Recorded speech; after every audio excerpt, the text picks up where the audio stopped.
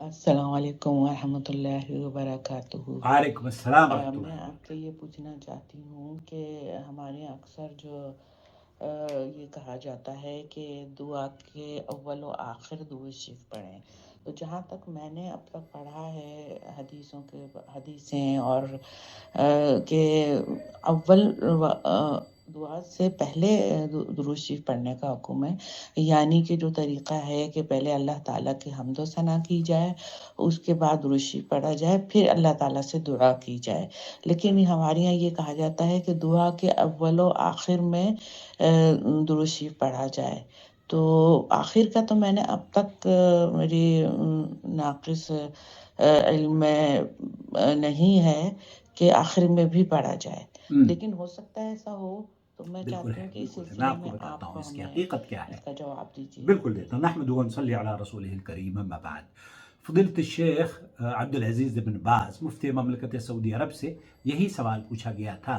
میں آپ کو اس سوال کا اختصار سے آپ کی آسان زبان میں پیش کرنے کی، جو کہ ہمارا چینل منفرد نوعیت کا کام کرتا ہے۔ جی ہاں، دنیا میں یہ واحد چینل ہے جو آپ کے مسائل، آپ کی پریشانیوں کا حل سعودی عرب کے علماء اور مشائخ کے فتاویٰ کی روشنی میں آسان زبان میں آپ تک پہنچا رہا ہے۔ اگر آپ بھی اپنی پریشانی کا یا الجھن کو سلجھانا چاہتے ہیں تو ہمارے دیے گئے نمبر پر ہمیں وائس میسج کر دیجئے۔ میرا نمبر ہے 0096650468617۔ سماحت الشیخ عبد العزیز ابن باز سے سمت نفسها فیاع من جمہوریت مصر العربیہ، مصر سے پوچھا جا رہا ہے، بالکل وہی سوال جو آپ نے پوچھا ہے۔ تقول في أحد أسئلتها: هل من شروط استجابة الدعاء الصلاة على سيدنا محمد صلی اللہ علیہ وسلم في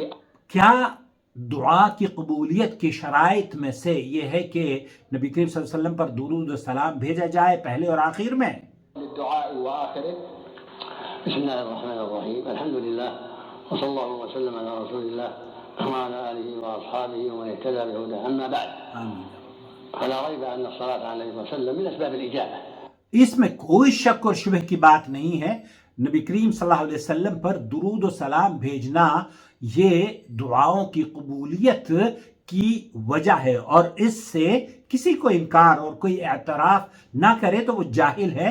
اس سے تمام علماء کا اس بات پر اتفاق ہے کہ نبی کریم صلی اللہ علیہ وسلم پر درود بھیجنا بڑی فضیلت رکھتا ہے۔ وقد ثبت عنه صلى الله عليه وسلم أنه قال لما سمع رجل يدعو ولم يصلي على النبي صلى الله عليه وسلم ولم يحمد الله قال عجل هذا۔ آپ علیہ السلام نے ایک شخص کو دعا مانگتے ہوئے دیکھا اور اس نے نبی کریم صلی اللہ علیہ وسلم پر درود و سلام نہ پڑھا تو آپ نے فرمایا کہ اس نے عجلت سے کام لیا ہے۔ ثم قال عليه الصلاة والسلام إذا دعا أحدكم فليبدأ بتحميد ربه۔ آپ علیہ السلام نے اسی حدیث میں فرمایا، صحیح ترمذی کی یہ حدیث ہے، اس میں فرمایا کہ اللہ کے رسول صلی اللہ علیہ وسلم نے کہ اگر آپ اپنے رب سے کوئی دعا کرتے ہیں تو اپنے رب کی حمد و ثنا بیان کریں اور درود و سلام پڑھیں۔ ثم يصلي على النبي صلی اللہ علیہ وسلم ثم يدعو بما شاء، ثم يدعو بما شاء، ثم يدعو بما شاء، پھر اس کے بعد آپ جو چاہیں اب رب نے سے دعا کریں۔ للداعي أن يبدأ بحمد الله والثناء عليه وتمجيده۔ آپ شیخ بن باز فرما رہے ہیں کہ یہ دعا کی قبولیت کے اسباب اور وجوہات میں سے ہے۔ صلی اللہ علیہ وسلم ثم يدعو مع ثم يدعو، والصدق في الدعاء والإقبال على الله وحسن الظن به سبحانه وتعالى، وإذا كان على طهارة وفي أوقات الإجابة المخصوصة كان۔ یہاں ان اسباب کا تذکرہ کیا جا رہا ہے جن اسباب کے تحت دعائیں قبول ہوتی ہیں کہ آپ باوضو ہوں، قبلہ رخ ہوں اور نماز کی حالت میں ہوں، درود و سلام آپ نے پڑھ لیا ہو، پاک اور صاف ہوں۔ یہ وہ اسباب ہیں جو کہ آپ کی دعا کی قبولیت کی وجہ بنتے ہیں۔ أقرب إلى الإجابة، اقرب الاجابہ، في آخر الليل وجوف الليل، تہجد میں آپ نماز پڑھیں، وكذلك في السجود، سجدے کے اندر، فيما بين الأذان والإقامة، اذان اور اقامت کے درمیان، وفي يوم الجمعة، یوم الجمعہ، ولا سيما فيما بين جلوس الإمام إلى أن تقرأ الصلاة، يعني جلوس على المنبر للخطبة إلى أن تقرأ الصلاة، وبعد صلاة ممبر پر جب خطبے کے لیے خطیب پڑھتا ہے تو کل یہ اسباب ہیں. فالمؤمن والمؤمنة يجتهدان في تو بعض الأسباب والله جل وعلا هو الموفق سبحانه وتعالى. بالکل. ومن أسبابها الصلاة على النبي وليست شرطا. یہاں شیخ ابن باز فرما رہے ہیں کہ یہ اسباب میں سے ہے. اگر آپ درود و سلام پڑھ لیتے ہیں فلیس شرطا، یہ شروط نہیں ہے کہ آپ پر واجب ہے کہ آپ درود و سلام پڑھیں گے ہی پھر اس کے بعد آپ کی دعائیں قبول ہوں گی، بلکہ یہ اسباب الاستجابہ ہے. شرطنا ولكنها من أسباب الإجابة. الحمد لله والثناء عليه قبل الدعاء والصلاة عليه صلى الله عليه وسلم قبل الدعاء، كل هذا من أسباب الإجابة وليس ذلك شرطا. وليس عليك لو دعا ولم يحمد الله قبل ذلك ولو صلى على النبي صلى الله عليه وسلم قد ترجى إجابته، ولا سيما مع الضرورة وشدة اللجأ إلى الله والانكسار بين يديه سبحانه وتعالى.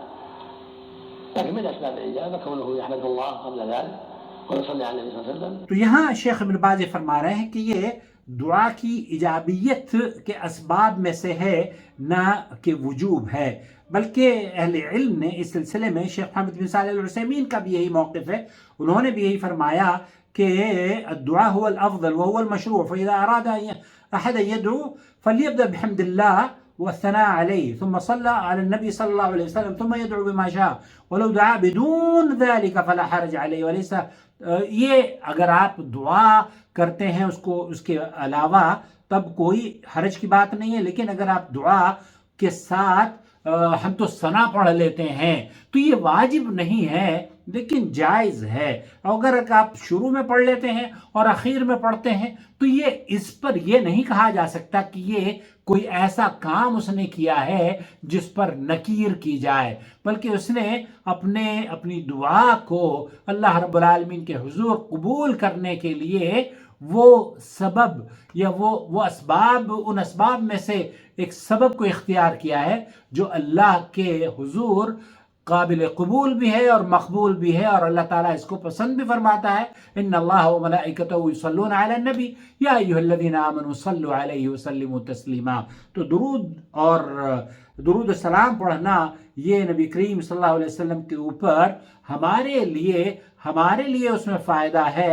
اگر ہم دعا میں درود و سلام نہ بھی پڑھیں تب بھی دعائیں قبول ہو جاتی ہیں. مجھے امید ہے شاید بہن یہی جاننا چاہ رہی تھی، اور مجھے اس بات کی بھی امید ہے کہ آپ نے ہمارے چینل کو اگر ابھی تک آپ نے سبسکرائب نہیں کیا ہے تو سبسکرائب کر لیجئے اور بیل آئیکن دبانے کے بعد آل نوٹیفیکیشن ضرور الاؤ کیجئے تاکہ ہماری اس طرح کی خوبصورت ویڈیوز آپ تک، چاہے میں دہلی میں ہوں یا کہیں بھی ہوں، جب میں ویڈیو بناؤں تو آپ تک وہ پہنچ جائے. والسلام علیکم ورحمۃ اللہ وبرکاتہ. محمد عاقل 009665046868317.